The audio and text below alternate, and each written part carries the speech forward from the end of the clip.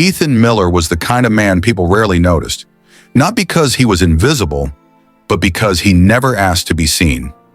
Every morning at 4:30 a.m., while the city of Chicago still slept under dim streetlights and cold silence, Ethan walked to the bus stop with a faded jacket and a lunchbox that had lost its color years ago. He was 39 years old, divorced, overworked, quietly broken. But once, long ago, Ethan had dreams. A dream that once lived. Ethan grew up in a small town in Indiana. His father was a factory worker, his mother a school cafeteria helper. They weren't rich, but the house was full of laughter. His mother used to say, "Dream big, Ethan, even if life stays small."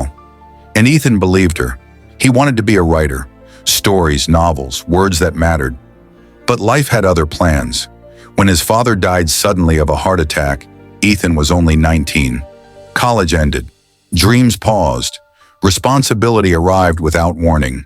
He took the first job he could find, and then another, and another, until years passed, and the dream quietly faded into something he barely remembered. Survival. Ethan met Claire in his mid-20s.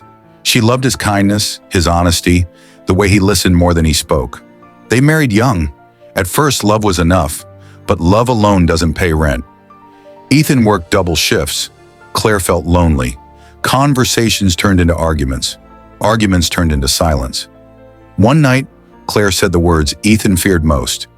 "I feel like I'm married to a ghost." A year later, she left. No shouting, no drama, just a suitcase and a goodbye that hurt more than anger ever could. The bus driver who knew everyone's pain. Ethan became a city bus driver, not because he loved it, but because it paid the bills. Every day he watched lives pass by his mirror. A tired nurse fighting sleep, a teenager running from something he couldn't name, an old man counting coins for the fare, a single mother holding a child too tightly. Ethan never judged, because he knew everyone on that bus was carrying something heavy, and so was he. The letter that changed everything. One freezing December evening, Ethan found a letter taped near the last seat of the bus. It read, "To whoever finds this, I'm tired of fighting. I hope someone remembers me kindly." No name, no return address, just pain. Ethan's hands shook, because for the first time in years, someone else's words sounded exactly like his own thoughts. That night he didn't sleep. A promise to a stranger. The next morning, Ethan did something different. He taped a small note near the driver's seat. It said, "If today feels heavy, please know you are not alone. This bus carries more than passengers, it carries stories, and yours still matters." He didn't expect anything, but something happened. People started smiling. Some nodded. One woman cried quietly, and Ethan felt something he hadn't felt in years. Purpose. The girl with the red scarf.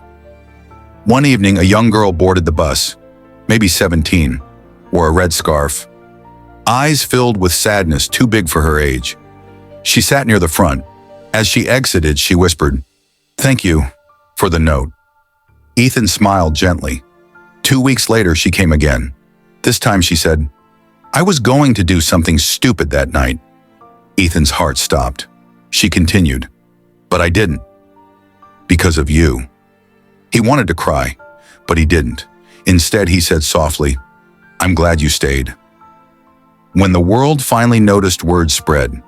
Someone took a photo of Ethan's note, posted it online. It went viral.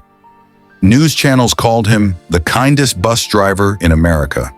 But Ethan didn't feel like a hero. He felt like a man who almost gave up and chose not to. The last bus home.